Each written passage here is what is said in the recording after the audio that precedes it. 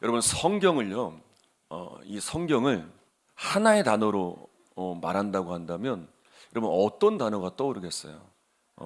대부분 이제 사랑이라는 단어가 떠오르게 될 거예요. 그러니까 성경에서 나오는 하나님의 역사는 사랑의 역사입니다.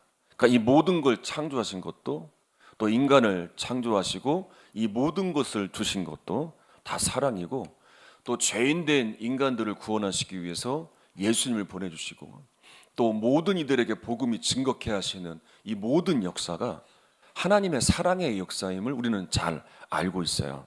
자, 그런데 하나님의 사랑의 역사에 대하여 말씀하실 때 하나님이 우리에게 베푸신 사랑만 말씀하지 않으세요. 그 사랑을 받은 우리에게 사랑을 명령하세요.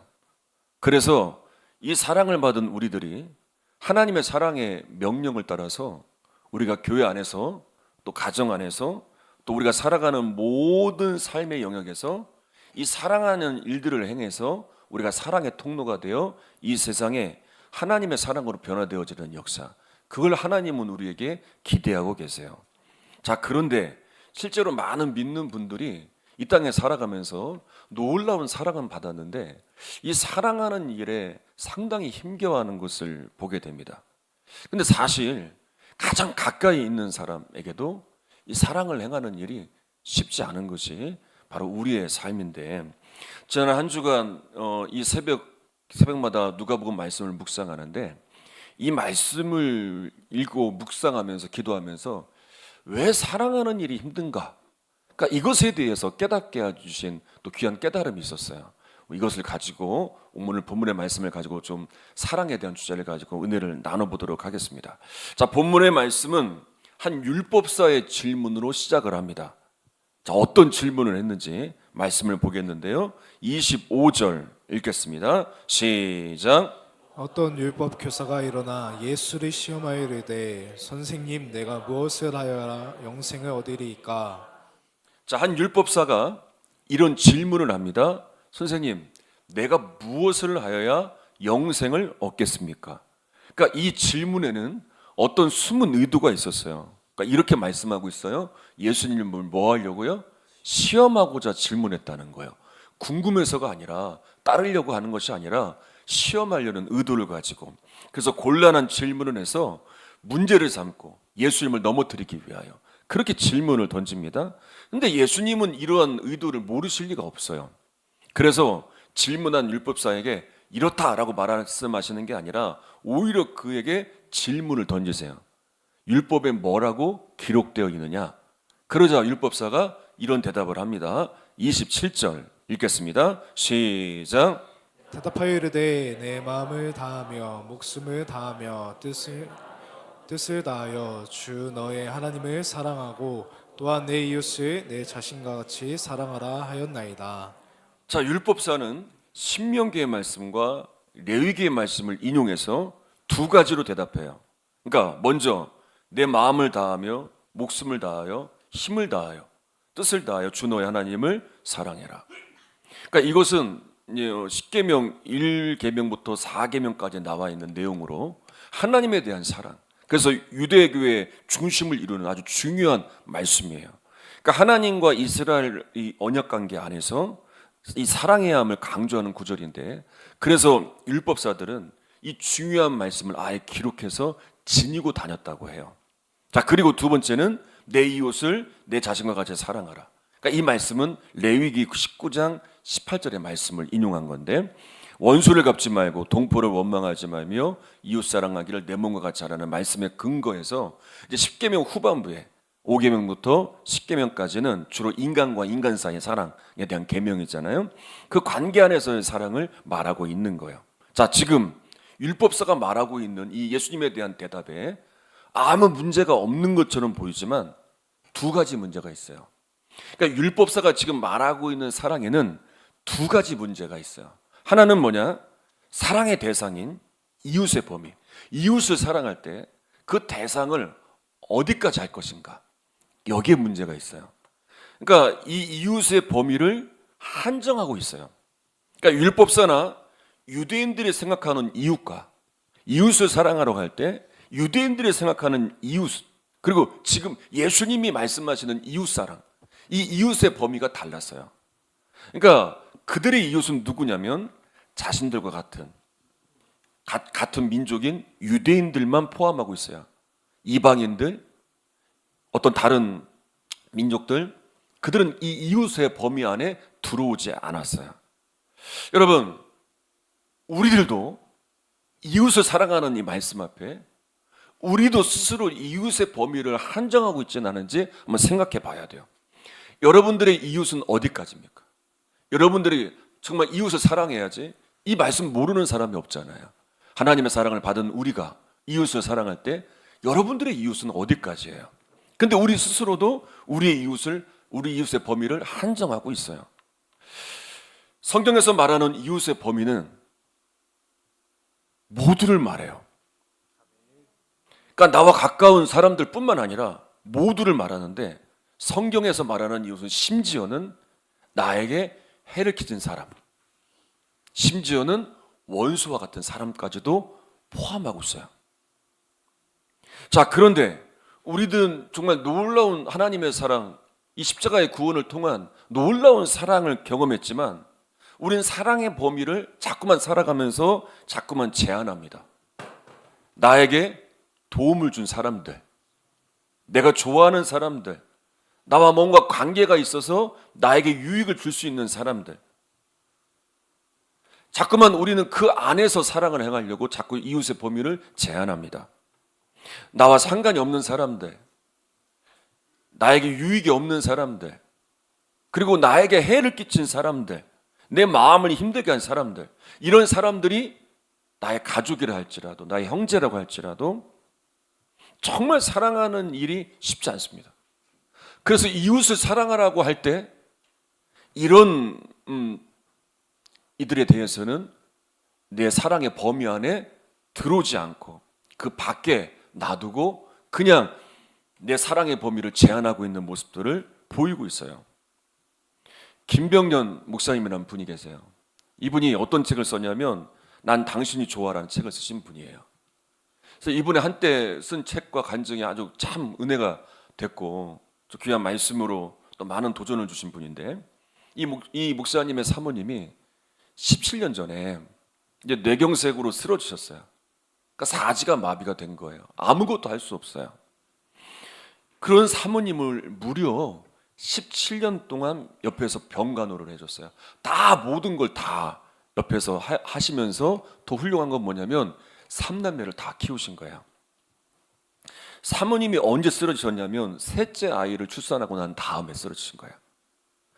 그러니 아이가 한 명도 아니고 3명을 키워야 되고 또 아무것도 하지 못하는 아내를 또 병수발을 해야 되니 이게 얼마나 힘들겠습니까? 그리고 그동안 얼마나 많이 기도했겠어요. 하나님을 향해서 하나님, 제 아내 좀 일으켜 주세요. 제 아내 좀 회복해 주세요. 이거 얼마나 많이 기도했겠습니까?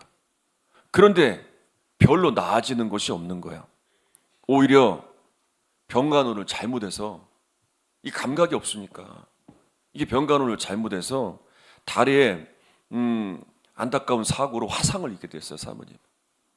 그래서 두 다리를 절단하게 된 거예요.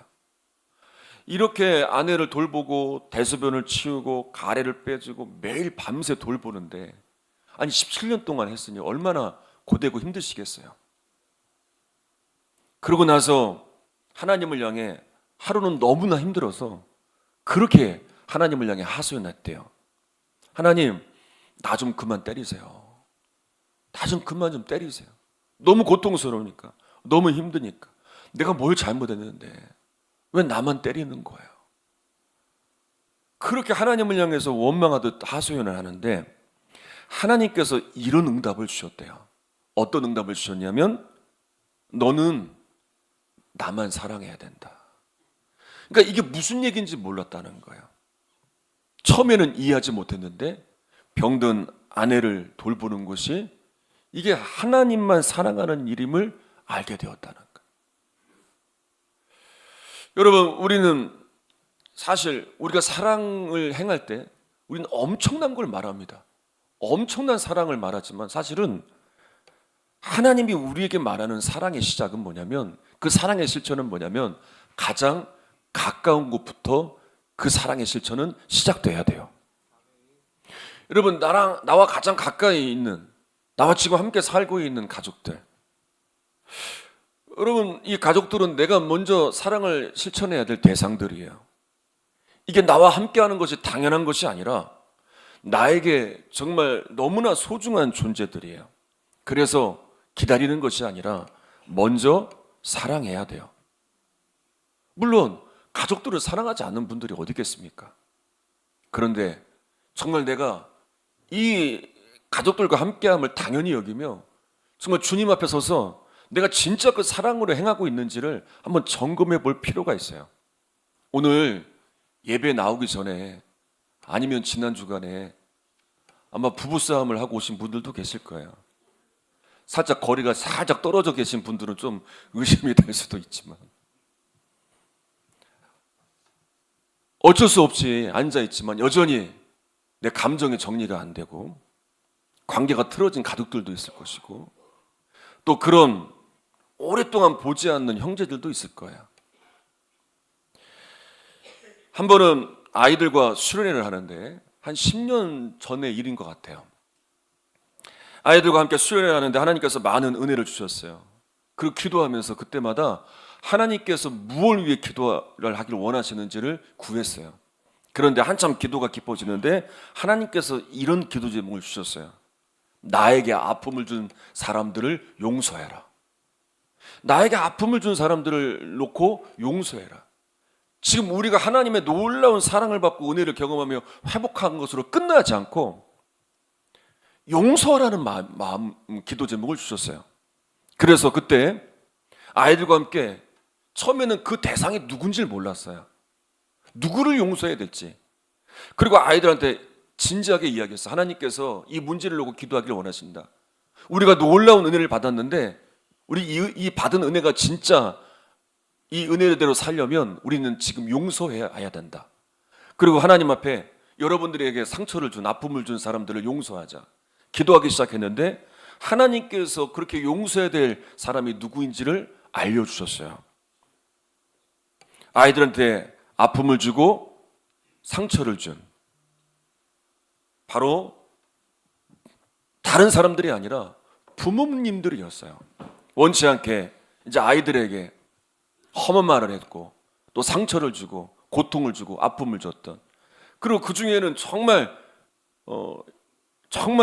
어린 시절 큰 상처와 아픔을 받았던 아이들도 있었어요. 그러니까 그것이 상처가 되어 아이들의 미래를 발목 잡고 있는, 그러니까 순간순간마다 그것 때문에 힘들어하고 어려워하는, 하나님은 그 문제를 그날 해결해 주셨어요.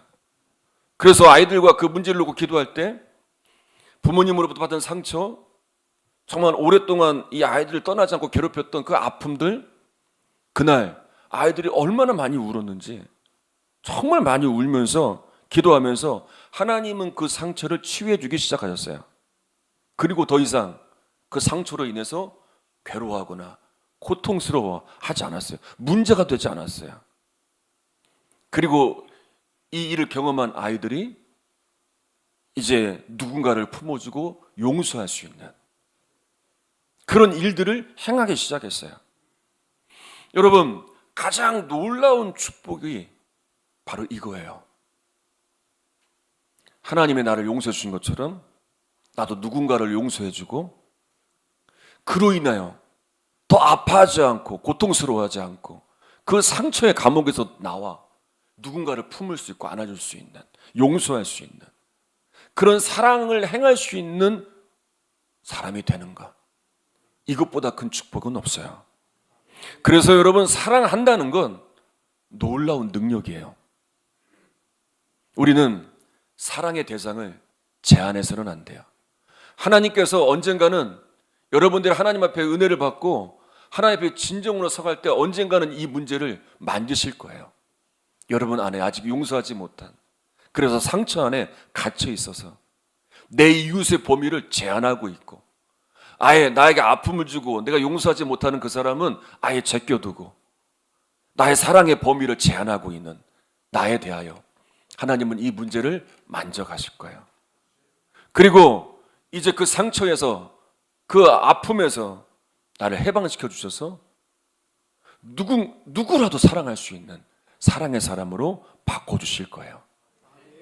여러분, 이웃의 범위를 제한하지 않고 누구에게라도 사랑을 베풀 수 있는 여러분들이 되시기를 바라요. 자, 두 번째, 이들의 문제는 뭐냐면 스스로 자신들은 잘 지키고 있다고 여기고 있어요. 그러니까 율법사가 생각하고 있는 그들의 이웃인 동족에게 같은 유대인들은 자기들이 잘 사랑했다라고 자부하고 있어요.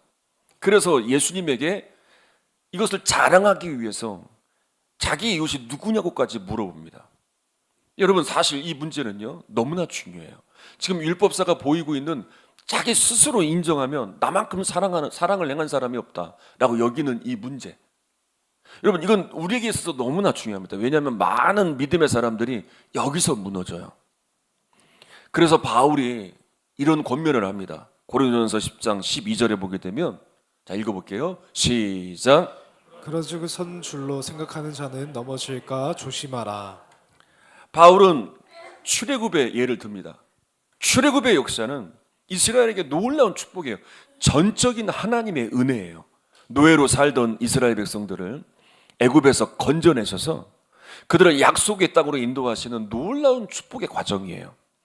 근데 문제는 뭐냐면 이 놀라운 구원을 경험했음에도 그들은 광야에서 계속 하나님을 시험했어요. 하나님께 불평했어요. 우상을 숭배했어요. 음란을 범했습니다. 그러니까 바울은 이 예를 들면서 그들에게 일어난 일이 본보기가 되어서 선줄로 생각하면 안 된다. 늘 깨어 있어야 된다. 라는 것을 전합니다. 여러분, 우리가 스스로 의롭다고 여기는 것, 내가 이 정도 지키고 있으면 되지 않을까? 스스로 선줄로 생각하는 것, 여러분, 우리가 이걸 가장 경계해야 돼요. 내 스스로 인정하는 것. 이 정도라면 하나님도 나를 인정해 주실 거라 여기는 것. 그러면서 내 의가 드러나고 내 행위가 자랑되어지고 남들에게 인정받고 대접받는 것을 즐기며 하나님과 상관없는 일에 관심을 갖게 되는 것. 여러분, 사랑하는 일도 마찬가지입니다. 내 스스로 사랑의 범위를 제한하면서도 사랑하는 일에 최선을 다하고 있다라고 여기고 있는 것. 나만큼 희생하고 나만큼 사랑한다. 내가 가정 안에서 나만큼 희생하고 나만큼 헌신하고 있다. 내가 이 사람과의 관계에서 나만 희생하고 나만 사랑하고 있다라고 여기는 것. 그러면서 나타나는 게 있어요. 그건 뭐냐면 나는 이렇게 사랑했는데 상대방은 반응이 없는 것에 대해서 서운해하기 시작해요. 뭔가 대가를 바라요. 뭔가 요구를 바라요. 내가 한 만큼 그 이상의 것을 바라면서 서운한 마음이 들기 시작하는 거예요. 여러분, 그래서 사랑은 나를 낮출 때, 내가 정말 낮아질 때 시작할 수 있어요. 그래서 진짜 사랑으로 섬기는 분들을 보면, 진짜 어려운 이웃들을 돌보는 분들을 보면 자기 의로 가득 찬 분들이 아니에요. 정말 자기를 비우고 자기를 낮추고, 그리고 언제나 이것이 누가 알까 봐 조심스럽게 그렇게 섬기는 것을 봐요. 어떤 목사님이 설교를 하시면서 이런 설교를 하시더라고요. 자신은 자기가 무너질 때, 그러니까 자기가 선줄로 여길 때, 나만큼 설교를 잘하는 사람이 없고 나만큼 이렇게 자기 교만함이 올라올 때, 또 어려움을 당할 때, 문제가 있을 때, 목회에 기쁨이 없을 때, 삶에 감사가 없을 때, 메말라 있을 때, 정말 힘들 때, 그때 가장 낮은 곳으로 간다는 거예요. 무조건. 내가 교만할 때, 내가 힘들 때, 문제가 생겼을 때 무조건 가장 낮은 자리로 간다는 거예요. 그게 무슨 얘기인가 들어봤더니 가장 힘들어하고 있는 분들, 그분들을 찾아간다는 거예요. 그분들과 함께하고 그분들을 돕고 그분들에게 사랑을 나눈다는 거예요. 근데 놀라운 건 뭐냐면 가장 낮은 곳에 가서 섬기는데 그곳에서 주님을 만나게 된다는 거예요. 그곳에서 주님을 만나게 되고 다시 회복하게 된다는 이야기를 들은 적이 있어요. 저도 집회를 다니면서 저희 교회 이야기를 해요. 제가 경험한 은혜를 이야기합니다. 할 때마다 제 마음에 강하게 제 마음을 두드리는 강력한 하나님의 정말 사인 같은 그런 일들이 있어요. 그건 뭐냐면 이런 말을 하면서 이걸 전하면서 지금 나의 모습이 어떤가?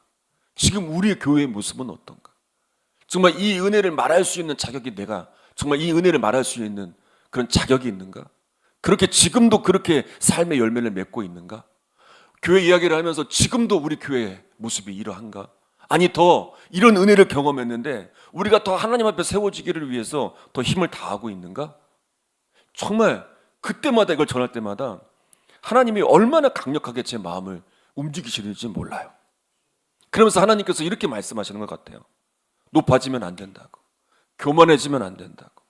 더 얼마나 낮추시는지 경험하게 돼요. 여러분, 우리가 사는 길은 어떤 길이냐면 스스로 옳다 여기고 스스로 의롭다 여기는 것이 아니라 나를 낮추며 사는 길이에요. 간혹 소리 없이 어려운 분들을 섬기는 분들을 봐요. 힘든 분들을 위해서, 생계가 어려운 분들을 위해서 어떤 분은 생활비를 지원해 달라고 전해주라고 오시는 분들도 계시고 또 어려운 교회 목사님들을 섬겨달라고 또 조용히 오셔서 헌신하는 분들도 계세요. 이렇게 섬기고 헌신하는 분들을 보면 공통점이 있어요. 자신을 낮추려고 노력한다는 거예요. 여러분, 우리가 한없이 높아질 때 정말 누군가가 너무나 믿고 용서가 되지 않을 때 그리고 하나님의 은혜가 사라질 때 우리는 어떻게 해야 되냐면 가장 낮은 곳에서부터 영혼을 사랑하는 일을 시작해야 돼요. 그곳에서 우리는 주님을 만날 수 있어요. 나를 비우고 나를 낮추고 다시 새로워질 수 있어요. 여러분, 이 은혜가 모두에게 임하길 바라요. 자, 이제 마지막으로 예수님께서 한없이 높아져 있는 이 율법사에게 이런 말씀을 하세요. 말로만 하지 말고 행해라. 행해야 된다. 28절 읽어보겠습니다. 시작.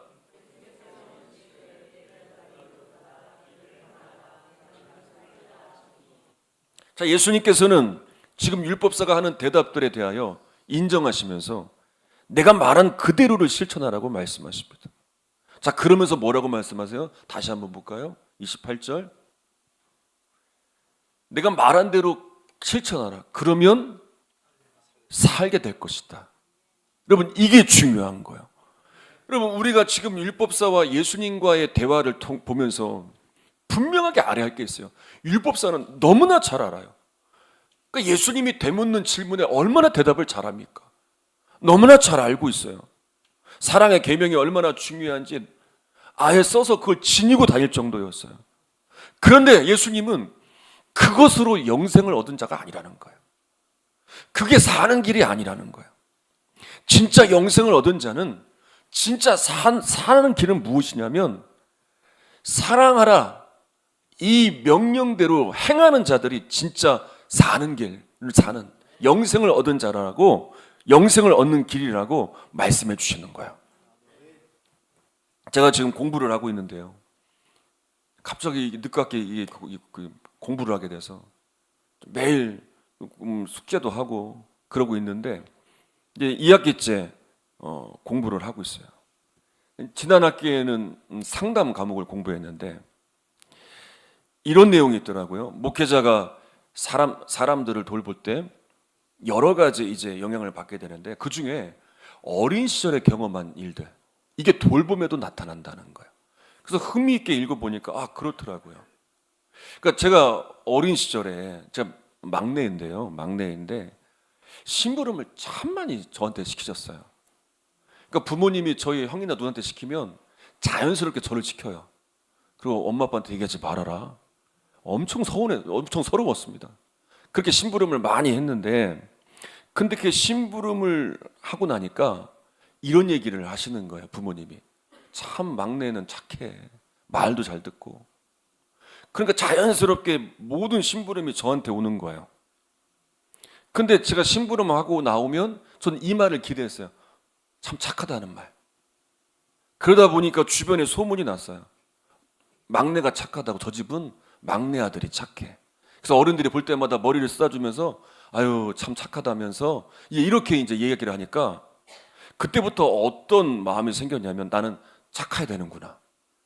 나는 착한 일만 해야 되는구나. 그래서 말을 어린 시절에는 잘 들었어요. 심부름도 잘하고 말썽도 안 피고. 이제 그런데 그때 생겨버린 문제가 뭐냐면 뭔가 하고 나서 이 말을 듣고 싶은 거예요. 칭찬을 받고 싶은 거예요. 근데 문제는 뭐냐면 나에 대해서 나쁘게 평가하는 것에 대하여 너무나 힘들어지게 되는, 그래서 주변의 사람들을 살피게 되는 버릇이 그때부터 생겨났더라고요. 그러니까 이런 어린 시절의 경험이 목회에도 영향을 미치게 된 거야. 책을 보다 보니까 알게 되었어요. 그래서 어떤 결과에 대해서 사람들에 대한 반응, 그러니까 어떤 인정을 받고자 하는 것, 특별히 정말 좋은 영향을, 좋은 이미지를 받고 싶은 마음들이 이 어린 시절의 경험에 의해서 이런 목회의 영향에도 미치게 되었어요.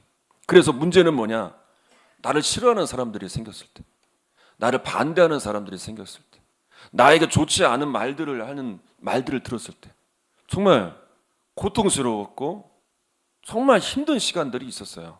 물론 지금은 이 문제가 다 해결되었지만 이게 단순히 나의 부족함 때문이라고 생각을 했는데 알고 보니까, 배우고 보니까 이게 어린 시절에 이게 착한 아이의 신화라는 용어로 말하는데 내가 착한 아이가 되고자 했던 이 어린 시절의 경험들이 이 목회의 돌봄에도 나타나고 있구나라는 걸 깨닫게 되었어요.